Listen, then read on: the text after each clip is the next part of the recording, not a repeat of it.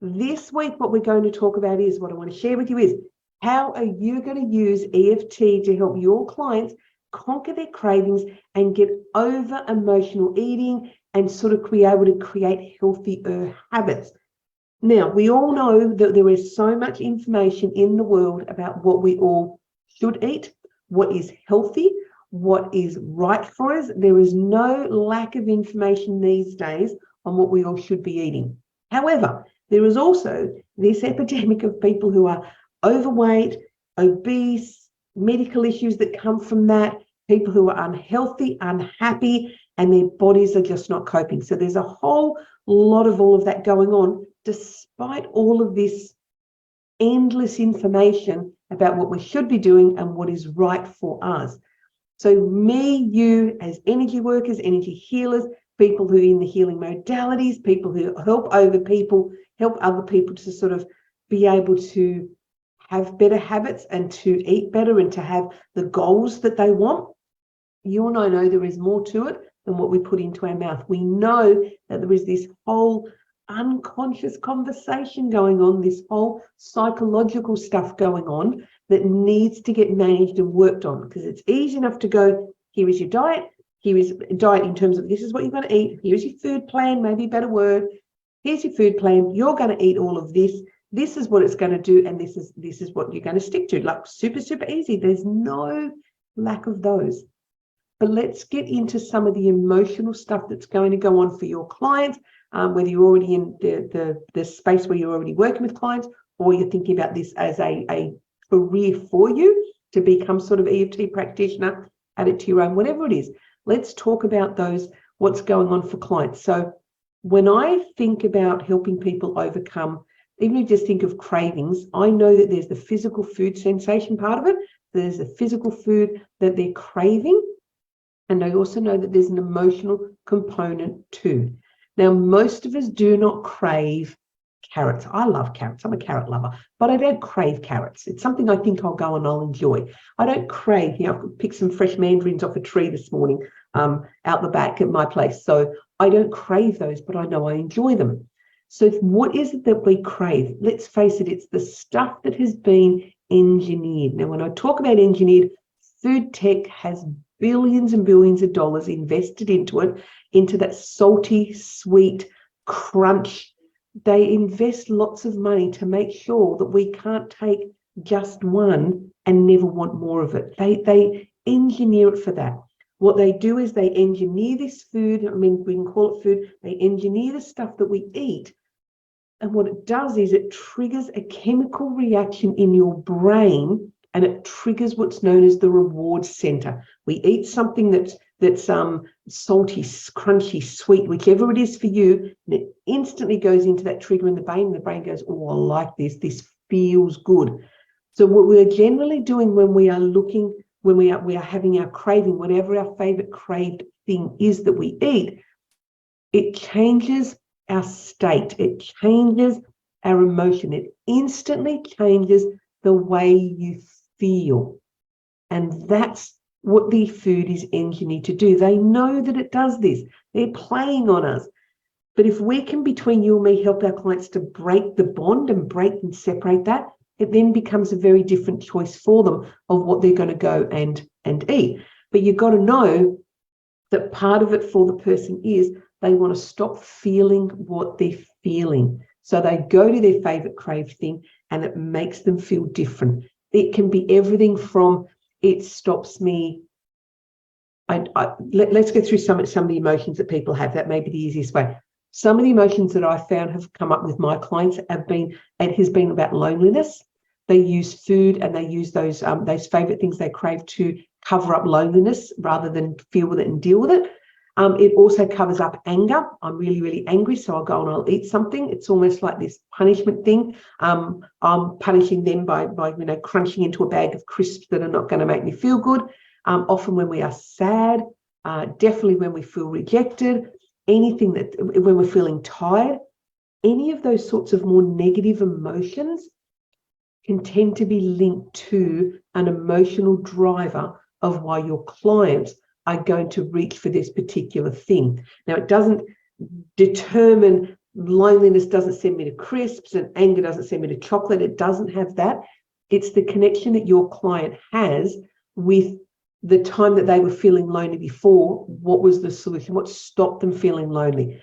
Now, I have a belief that everything that is now a problem for somebody was once a solution for them.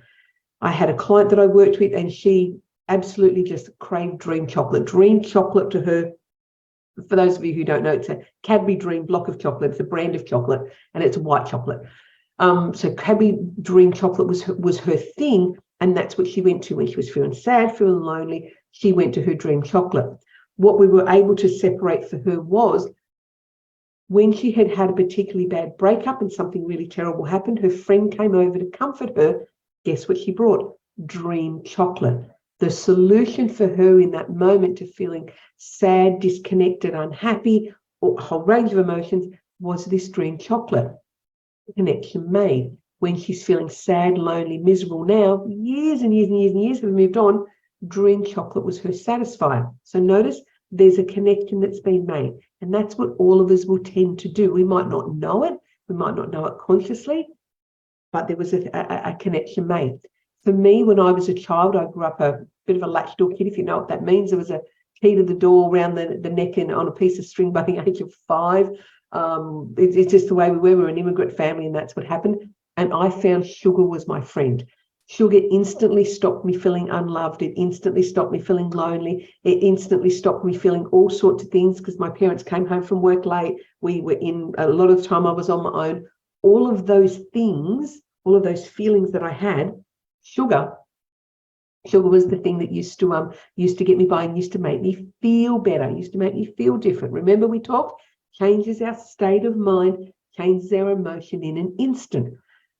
So that was what it was for me. So I've seen it time after time after time after time with people. So we've got to be able to help them to separate the emotional component of why that craved thing is their favorite thing. Another one of mine used to be twisties. I love twisties, and it wasn't the twisties, it was the crunch, crunch, crunch, crunch, crunch. Sure, the taste and the flavor was great, but I couldn't walk in the supermarket without buying them. I have to just have them. I don't buy any of them anymore. I don't need the crunch because I've separated the emotional components. Now, here's another way that we use those emotional drivers for food or for our favorite thing is the reward system. How often have you said to yourself, I deserve this, I've been good, I've had a big day, I'm just going to treat myself with. Notice again an emotional component to that. I'm going to treat myself, I'm going to reward myself. Let's think back in your life, in your timeline, when else was food given as a reward? When was food given when you were unhappy? When was food given when you were sad? When were treats given? Did you go to Grand's house, Grandma's house, and did she have biscuits? Did she have lollies? Did she have chocolate? Did she have something there? So the connection is those cakes, those fresh baked things. Does that connect you to someone? Because in the reward space, it connects you to love. These are the things we help our clients to separate. We help our clients to get an awareness of what this is so we can help them to pull it apart. Now, I believe also that there is an underlying imbalance there when we get ourselves and find ourselves into that space where, I'm feeling a need of a negative type with food. There's an underlying need that's not being met in us. There's an underlying need that all humans have. Those core needs. Am I feeling loved? Am I feeling cared for? Am I feeling that I belong? There's the dialogue of lack of worth that's all going on in the head as well when people are having unhealthy food habits and using, let's face it, usually we use food to suppress emotions. We use food to shove down the things that we don't want to feel, because it's not very often that we feel fabulously good, amazing, uplifted and bright and bubbly, and we want to shove those down with food. That usually doesn't happen. It's the negative ones, the ones that none of us really want to feel.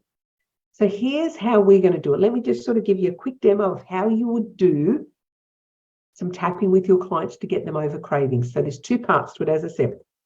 Part 2 tends to come apart in part 1. It tends to reveal itself. So for us, I haven't got any junk on the food, but I have my Mandarin. So imagine you're going to get your clients and you're going to have them have a conversation and they're going to bring along their craving. I did some videos before, they're in the group. We did it with chocolate. So the whole idea of you're going to smell it and you're going to crave it, and we're going to get the cravings intensified when people are smelling stuff, and then we're going to do some tapping through it. So imagine this was chocolate, and I would be, how intense do I want this chocolate? I might be an 8. I really want this chocolate. I really want this chocolate. While I'm holding the thing, I really want this chocolate. I really want this chocolate. Yep, I really want this chocolate. You're going to tap on the intensity of that. Then you're going to test again, test to the body. How intense is it, the feeling of wanting? Remember, we're pretending this is chocolate. How intense is the feeling? You're going to work with your client in that space and get the intensity of the actual desire for the thing down. That's what you're going to do. Then as part of that, the next part of the process is we're going to have some conversations with our client of, so let's, because we want to break the emotional connection. We want to break the bond for them. So it's going to be things like, so what does this remind you of? Having this, where does it take you back to? When was the first time that you had it? Who did you do it with? What was going on? This is a space where when I work with clients, cravings is one of my favorite things to do. So if you're having cravings and you want to come work with me, come do it. I love it. Clients who we've had everything from rebellion. You can't tell me what to do. You can't tell me what to eat anymore. I can eat whatever I want to eat. I can have whatever I want. So we find that some rebellion comes up, generally to a parent or a caregiver or somebody who controlled their food. The other thing that comes up is not getting my fair share with my siblings. Another comes up is the thing that they're craving is the solution during some sort of stressful time. As I said, my friend who had gone through with the dream chocolate, that is a very typical one. I've gone through a stressful situation. I've gone through a very big shock, or I've gone through something that's really, really hard for me. And this thing is what gives me the comfort after it. I had a client who we got off smoking. Her smoking that was her break from her children. You've got to figure that there's the emotional component of it. Now, for any of you who are familiar with EFT tapping, whether you've done some work with me in the past or you've done a little bit of research into it, we use a process called tabletops and table legs. So when we think about, I crave this piece of chocolate, I can't stop eating this piece of chocolate, think of that as the tabletop, sorry, it's the tabletop. It's the symptom. It's the symptom of what's in the table legs holding that up. What are the events? What's the connection to somebody or something? What place does it take you back to? What memory does it take you back to, positive or negative? And we want to be able to separate the two. So they're the two primary components that you're going to use when you work with your own clients to get them out of cravings. Now, with part 1, where we do the cravings work, where we're actually tapping through the points, it can quite often come up in that conversation of where was the first time they did it? What does it remind you of? All of that part can often come up in the midst of doing the cravings work. But if it doesn't, you can always address it after you've got the craving for that thing completely down. It's just important in either that session or a secondary session, a follow-up session, to make sure that you deal with it. Because the last thing you want to happen is, and it happens very often, how often do we see people who give up, say, cigarettes, and suddenly they're eating a whole lot of food, they're having a whole lot of junk food. Somebody that gives up coffee and they take up food, or they give up food and they add cigarettes in. Whatever it is, people, we need to deal with that emotional stuff, because other people are just going to go from craved thing to craved thing to craved thing, because it's about the crutch. It's about, this thing stops me feeling what I don't want to feel. This is the way I do it. All right. So if you can understand that separation needs to happen, it just makes the work so much easier, and you'll be able to work with your clients on anything that they crave to be able to get them past it so that you can have that total success for them. So much love, everyone, and I'll see you again soon.